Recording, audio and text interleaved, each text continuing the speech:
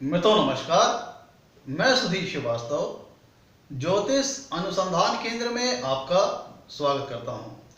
मित्रों, आप लोगों ने मेरे चैनल को अगर अभी तक सब्सक्राइब नहीं किया है तो जल्द सब्सक्राइब करें ताकि मेरे आने वाले नए एपिसोड और वीडियोस की सबसे पहले आपको जानकारी मिल पाए। मित्रों, ज्योतिषी योगों की श्रृंखला में आज हम बात करेंगे दरिद्र योग के विषय में।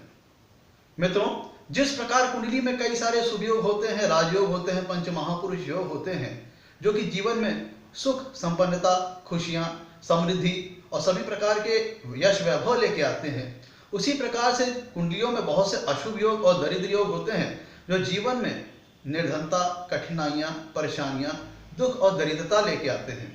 तो मित्रों, ये दोनों जो योग होते हैं, शुभ योग और अशुभ योग, के कुंडली में मौजूद होते हैं। इनकी शुभ योग भी होते हैं, अशुभ योग भी होते हैं।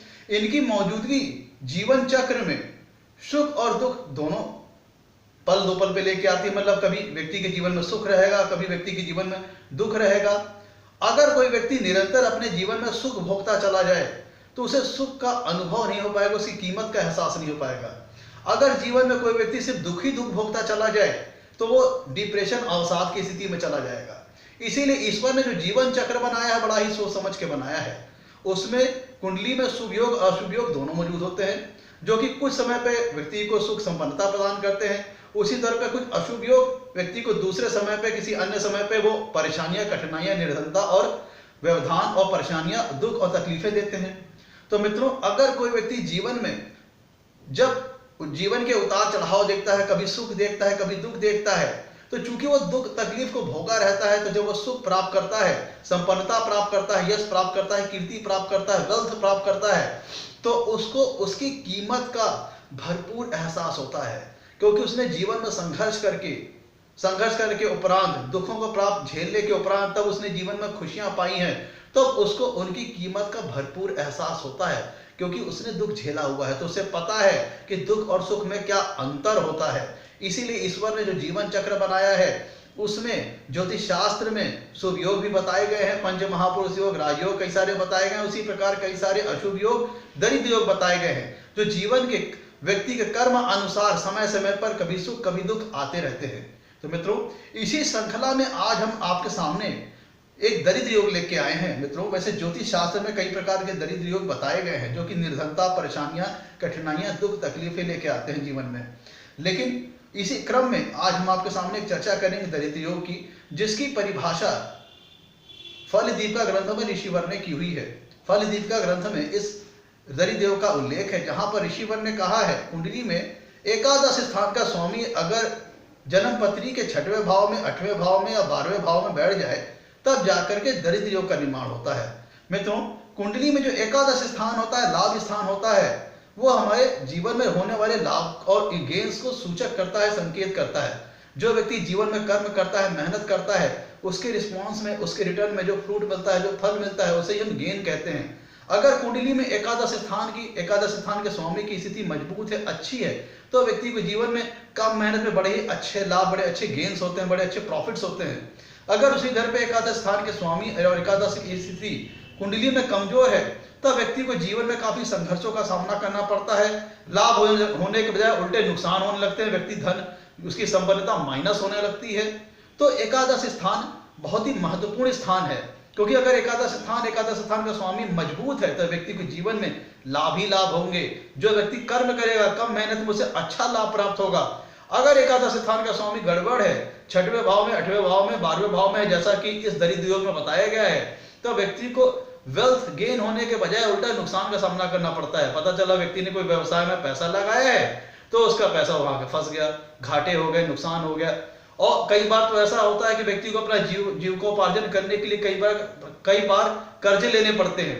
कर्ज ले लेकर के उसे अपने जीवन के कई सारे कामों को निपटाना पड़ता है। अर्थात मतलब उसको इसकी आदत बन जाती है कर्ज लेने की, कर्ज लेके अपने घर का काम चलाने की। अगर इसका मतलब यह होता है कि अगर लाभ स्थान का स्वामी, एकादश स्थान का स्वामी कुंडली के अगर 6वें, 8वें, 12वें स्थान में, जो कि दुष्ट स्थान है, त्रिक स्थान है, परेशानियों का स्थान है, बाधक स्थान है, मारक स्थान है, कठिनाइयों का स्थान है, नुकसान का स्थान है, लॉस का स्थान है, अगर वहां जाके बैठ जाता है एकादश स्थान का स्वामी जन्म कुंडली में, तो इस बात का सूचक है व्यक्ति को लाभ पाने के लिए बड़ा कड़ा मेहनत, बड़ा कड़ा संघर्ष करना पड़ेगा, और हो सकता है उसको लाभ मिलने के बजाय उल्टा उसका नुकसान हो जाए, उसको कर्ज लेना पड़े अपनी जीविकोपार्जन चलाने के लिए, और जो जीविकोपार्जन चलाने उसने कर्ज लिया है उसको चुका भी ना पाए, उसको लेकर के उस पे कर्ज उसका बढ़ता चला जाए, ब्याज पे ब्याज बढ़ता चला जाए, उसे काफी परेशानियों का सामना करना पड़े। पता चला किसी व्यवसाय में पैसा लगाया है तो व्यवसाय में लॉस हो गया, हानि हो गया, तो जातक इसके चलते परेशानियों में घिर जाता है। कुंडली का 6वां भाव होता है वाद विवाद का होता है, डेब्स का होता है, कर्जे का होता है, हॉस्पिटल्स का होता है। हो सकता है व्यक्ति ने जीवन में जो पैसा पाया वह रोग बीमारियों कर्ज मुकदमों में ही खर्च होता चला जाए, या फिर जो व्यक्ति ने पैसा पाया वह अकस्मात चोरी हो जाए, किसी दुर्घटना में ऐसी दुर्घटना हो जाए जिसके चलते उसे बीमारी में जो उसने सारा धन अर्जित किया हुआ है वह सब उसमें चला जाए। कुंडली का 12वां स्थान जो कि व्यय का होता है, लॉस का होता है, अगर एकादश स्थान का स्वामी 12वें भाव में चला जाए तो इसका मतलब यह हुआ कि व्यक्ति इधर जिनमें जो पैसा कमा रहा है उससे दुगना खर्चा पहले से ही तैयार खड़ा रखा है। मतलब व्यक्ति जीवन में जो अर्निंग कर रहा है, जो गेन्स कर रहा है, उससे पहले पता चला कि उससे दुगना खर्चा पहले से ही रेडी है। तो मतलब व्यक्ति के पास धन संग्रह हो ही नहीं पाता है, इधर पैसा आया नहीं कि उधर गया नहीं, इसीलिए इसे दरिद्र योग कहा गया है। मतलब अगर कुंडली में एकादश स्थान का स्वामी दूसरे स्थान 6वें 8वें या 12वें भाव में बैठा है जो कि तृतीय स्थान है, तो इसका मतलब यह हुआ कि व्यक्ति को अपने जीवन में लाभ पाने के लिए बड़ी कड़ी मेहनत का जोर कर लगाना पड़ेगा। उसे हो सकता है जीवन में निर्धनता का सामना करना पड़ जाए, दरिद्रता का सामना करना पड़ जाए, दुनिया प्रकार की दुख तकलीफों का सामना करना पड़े।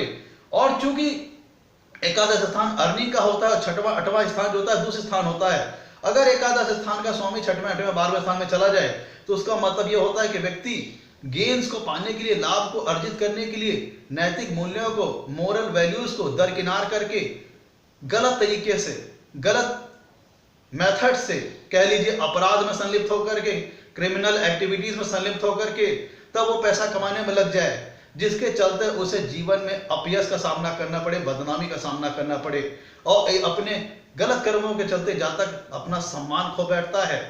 मतलब एकादश स्थान होता है गेन्स का, और 6वां 8वां और 12वां स्थान होता है व्यय का, नुकसान का, लॉस का, वाद विवाद कर्ज मुकदमों का, हॉस्पिटल्स का।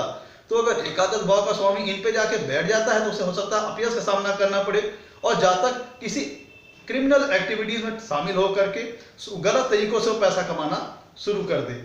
और मित्रों, जो कुंडली का 11वां भाव होता है इसे बड़े भाई बंधुओं का भी स्थान कहते हैं, और मित्रों का भी स्थान कहते हैं, और सोशल सर्किल का भी स्थान कहते हैं, नेटवर्क सर्किल का भी स्थान कहते हैं। तो एकादश स्थान का स्वामी अगर 6वें 8वें 12वें भाव में बैठ जाता है जो कि दरिद्र होकर निर्माण करता है, तो ये दर्शाता है कि व्यक्ति को अपने बड़े भाई बंधुओं का अच्छा सहयोग नहीं मिल पाएगा, या उसे बड़े भाई बंधु अच्छी सलाह देने वाले नहीं होंगे, अच्छे उसे मित्रों की प्राप्ति नहीं होगी, बल्कि जो उसे मित्र मिलेंगे वो उसे उल्टी ही गलत सलाह देंगे।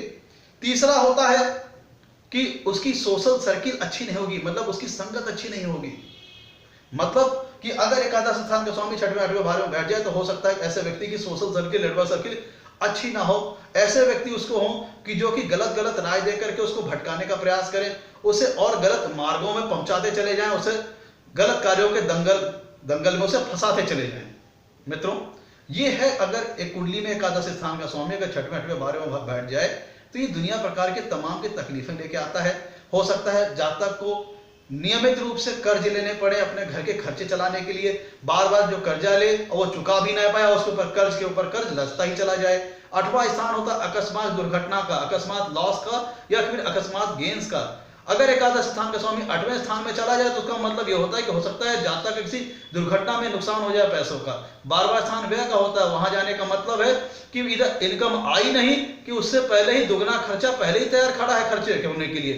मतलब एकादश स्थान पे अगर पैसा आया और एकादश स्थान का स्वामी अगर कुंडली के 12वें भाव में बैठा है तो उसका मतलब यह होता है कि इधर इनकम आई नहीं, एक्सपेंसेस पहले से ही रेडी खड़े हैं। तो ऐसे में व्यक्ति के पास धन संग्रह नहीं हो पाता। कुल मिलाकर कैसे समझिए कि दरिद्र योग एक अशुभ योग है। वैसे तो ज्योतिष शास्त्र में कई सारे अशुभ योग बताए गए हैं, लेकिन मैं एक एक करके आपके सामने वो सारे वर्जन डिस्कस करूंगा। आज मैं जिसके डिस्कस कर रहा हूं उसकी जो उल्लेख है वो फलिदीपिका ग्रंथ में किया गया है। तो मित्रों, दरिद्र योग से बचाव के लिए अच्छा तरीका यह है कि व्यक्ति सन्मार्ग पे चले, अच्छे कर्मों को करे, भले गेंस कम हो लेकिन वो अपने मोरल राइट्स को, मोरल वैल्यूज को दरकिनार ना करे। मैं तो ये था आज हमारा एपिसोड दरिद्र योग के ऊपर। आपसे कहना है मेरे वीडियो को लाइक करें, मेरे चैनल को सब्सक्राइब करें। अगर आपको हमारे वीडियो पसंद आते हैं, लाइक्स आते हैं, तो इसको शेयर जरूर करें, लाइक करें और सब्सक्राइब करें। आज के लिए इतना ही मित्रों, धन्यवाद।